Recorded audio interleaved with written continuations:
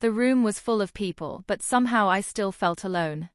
Laughter bounced off the walls, glasses clinked, and everyone seemed busy proving how successful, how important, how ahead they were in life. I stood near the edge of the gathering, quietly listening, already used to being overlooked. That was when he decided to speak. He leaned back with that familiar look on his face, not anger, not joy, just superiority. His lips curled as he looked directly at me and said, loud enough for everyone to hear, "If you can't afford an Audi for your boyfriend, you'll always be inferior to me. Stay here with your limited life." The laughter that followed felt heavier than silence. No one defended me. No one even looked uncomfortable. They all acted as if humiliation was entertainment, and I was the show. For a moment I felt that familiar pressure in my chest, the urge to explain myself, to justify my choices, to prove that I wasn't what he thought I was.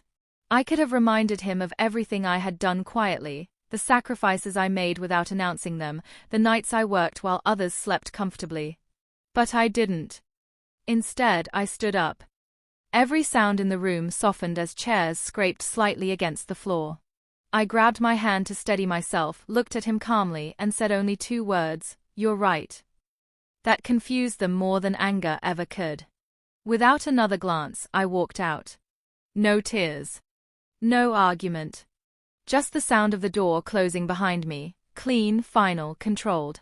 Outside, the air felt colder, sharper, but honest. As I walked, memories surfaced. Years of subtle insults, comparisons dressed as jokes, moments where my worth was measured by money I chose not to chase loudly. He had always believed silence meant defeat. He never understood that silence was how I survived. What none of them knew was that my life wasn't as limited as it looked. While they judged what I wore, what I drove, and what I posted online, I had been dealing with things that didn't belong at dinner tables or parties. Papers. Signatures. Conversations held behind closed doors. Decisions that take time, the kind that don't shine until it's too late to stop them. A week passed. Then my phone rang. The number was unfamiliar. I almost ignored it, assuming it was another meaningless call. But something made me answer. "Hello, this is the courthouse," the voice said calmly. "We're calling to confirm your involvement in a legal matter. Your name has been listed as a primary party." For a second, I couldn't breathe. As the details unfolded, my grip tightened around the phone. The case. The documents. His name. That was the moment I realized something quietly powerful. While he was busy proving his superiority in public, my life had been moving forward in ways he never bothered to imagine. Silence has always been my safest language. People mistake it for weakness, but for me, it was control. I learned early that reacting only feeds those who enjoy humiliation. So when I walked away that night, I wasn't running.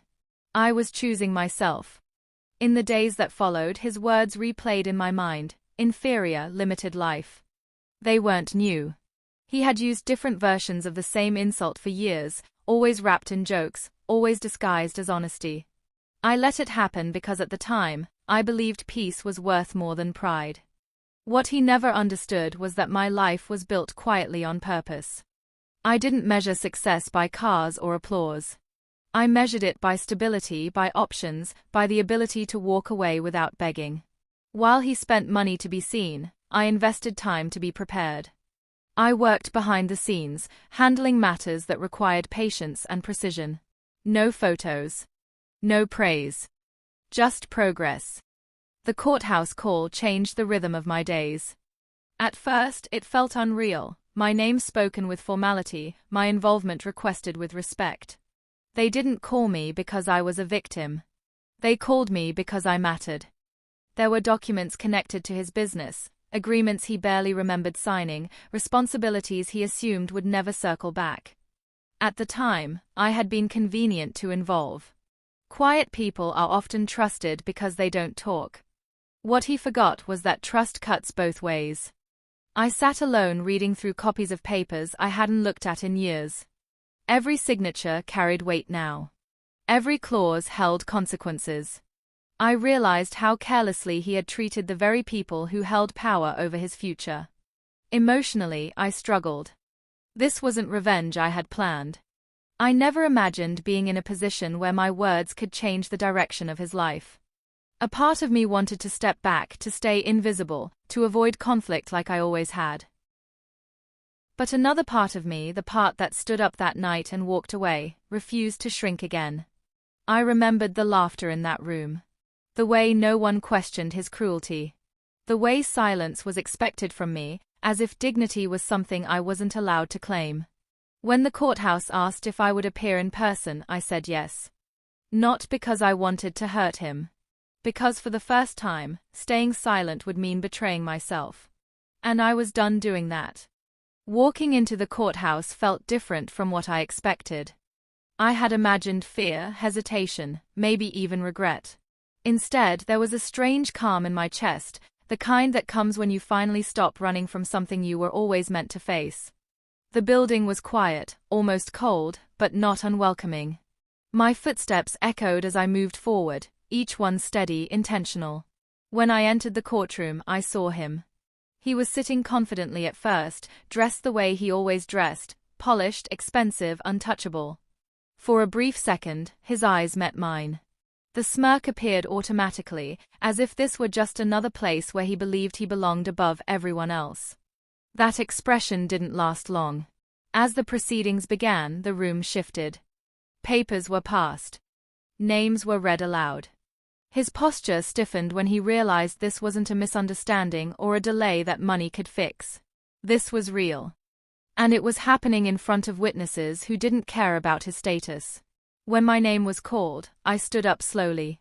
No rush. No performance. I felt every gaze turn toward me, not curious, not mocking, just attentive.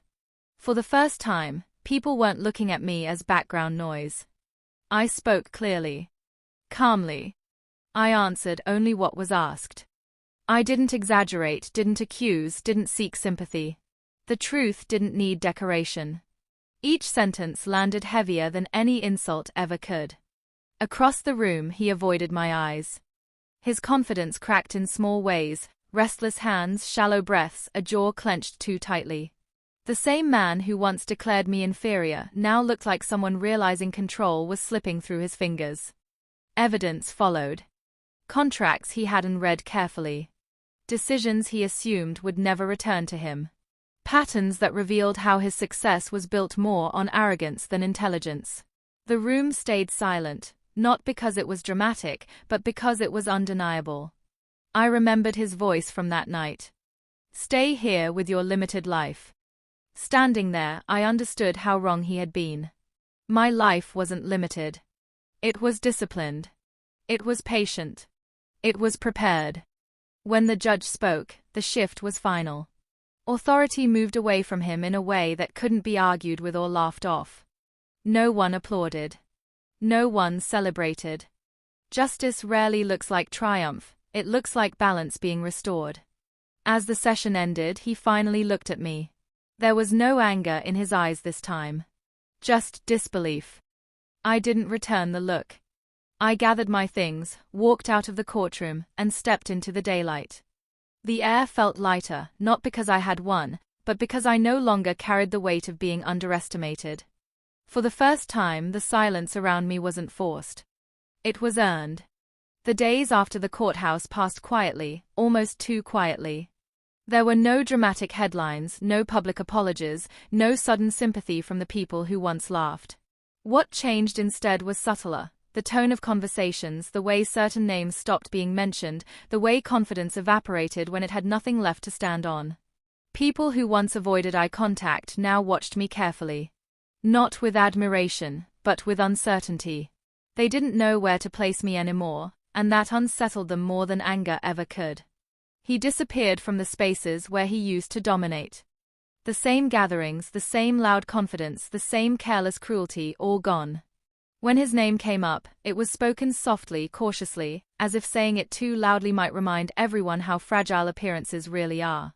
I ran into him once outside the courthouse, weeks later. He looked smaller somehow. Not physically, but in presence.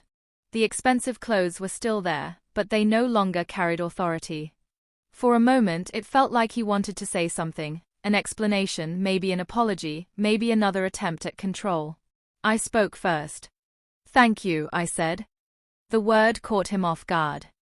He frowned, unsure if he had heard me correctly. "You showed me exactly who I needed to stop being," I added calmly. "Someone who stays quiet for comfort." I didn't wait for a response. Closure doesn't require agreement.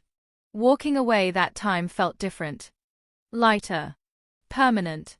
I didn't suddenly become rich. I didn't change my lifestyle to prove anything. There was no Audi in my driveway, no visible transformation designed to impress people who never truly saw me. What I gained was far more valuable: independence, self-respect, and the certainty that my worth had never been tied to anyone else's approval. The insult that once stung now felt irrelevant. Inferior. Limited life. Words only hold power when you believe them. I returned to my routine: work, quiet evenings, mornings without dread. The difference was internal. I no longer shrank in rooms where I didn't need to belong. I spoke when it mattered and stayed silent by choice, not fear. Some lessons arrive wrapped in cruelty. Some awakenings come through humiliation. But the most satisfying form of justice isn't watching someone fall, it's realizing you've already risen. And I didn't need to announce it to anyone. I was finally free.